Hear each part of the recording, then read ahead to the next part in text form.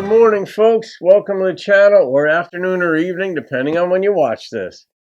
I've got a gift request. Jason Halverson, shout out to you, my friend. Jason made a gift to the channel for me to react to Amber Digby and Vince Gill's song, Under These Conditions.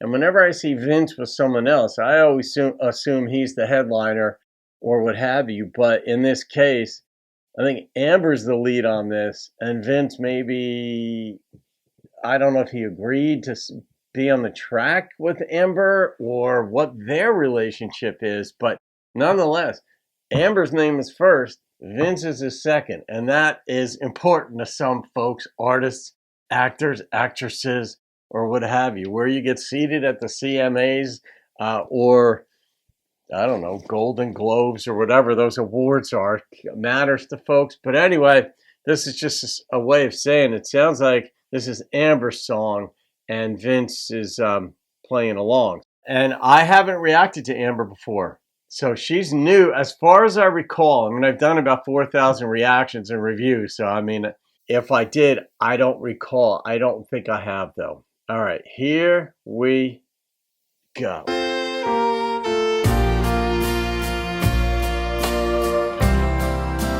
That's old school, real deal, country. I know we're both married, yet we're both alone. He's always working, she's never home. Got together, it'd be so good. Under these conditions, I don't think we should. All right. We both have children. They need us around.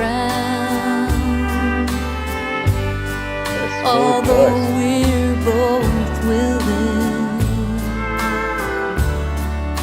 we can't let them down. Yeah. As much as we want to, you know where we stand. Under these conditions, I don't think we can.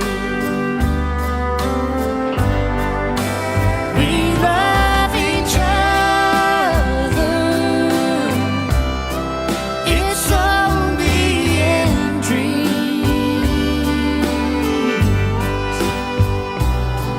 but we have to. It's just one of those things. That's from Johnny Cash, that line. We'll never know how this love could feel under these conditions. We never. You know what? They're honorable though. They've got kids. This happens. You meet somebody and you just sort of click, and whatever it is about us, that chemistry, that's something, but you just don't act on it. And that's just that simple. You know, I mean, the idea that there's only one, I know some people have this idea that there's a soulmate out there and that there's one person in the world. And maybe God has pre-appointed that, and you just have to find that person. I am not of that view and never have been of that view. I think we can get along with and be very happy with a number of people. So the problem is if you're with one of those people that you made that commitment to, and you were, and maybe even still are happy, and then you meet another person with whom you'd actually be very compatible, or there would be passion and they're good looking, that's the problem right there. The key is it's okay to entertain thoughts. Just don't let the thoughts entertain you. And they're being honorable here. They're saying, look, we know what we feel for each other, but we got kids and other responsibilities, so we're never going to find out how this would have concluded. That's honorable.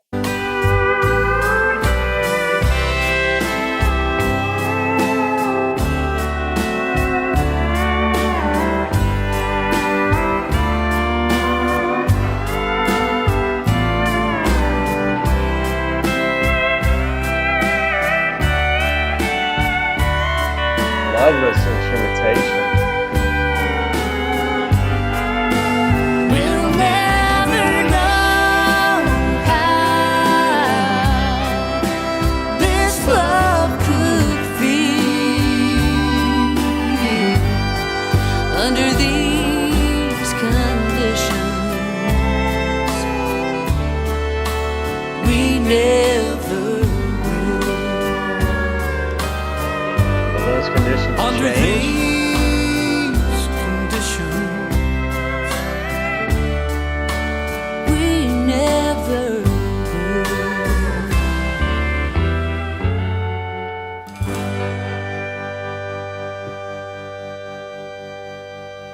Well, I see two ways of interpreting that, though. I just saw another side of that. Under these conditions. So, love wants and needs free expression to be fully experienced. So, when you've got these holdbacks, children, family, other commitments, you'll never experience that freedom of full love. You might proceed with it, but you're still not going to experience that full dynamic experience of love. On the other hand, it could simply be they're not going to act on it because they have these other responsibilities and commitments, and so they're not going to act on it, and so they never will know. But under these conditions, and then a third way is those conditions can change. You know, maybe the kids grow up and they each gets divorced or something, and then eventually the conditions change. But right now, under these conditions, we'll never know what it feels like. Yeah, it's more open-ended than I initially thought. I don't know what the songwriter intended, but I mean, I don't have direct access to the songwriter, so I won't know. So I'll guess. So, and that's the nature of art. It's the nature of songs and words and lyrics and paragraphs and metaphor and stuff like that. It can invite the listener to put our own experience into it and experience it accordingly. So Jason, Amber has a very beautiful voice. I mean, eminently listenable, and there are certain inflections in there. That there are times where she's got like a little raspiness to it, which I love, but she's got a sensitivity. She's not braggadocious, I guess you could say, with the fact that she has a beautiful voice, which is to say, she doesn't oversell it.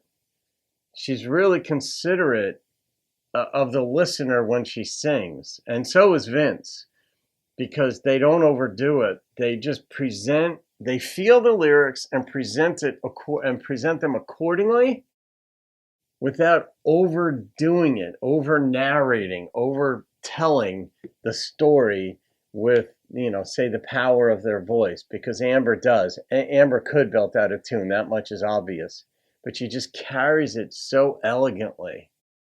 I mean, I don't know, the theme of this song sounds so familiar, but I haven't done this song before, and I've not done Amber before, not as, long as I can recollect. So Jason, all right, I'm going to rate this one.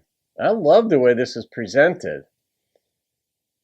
And yeah, I mean, that was just genuine country. The number that popped into my head was a 9.4.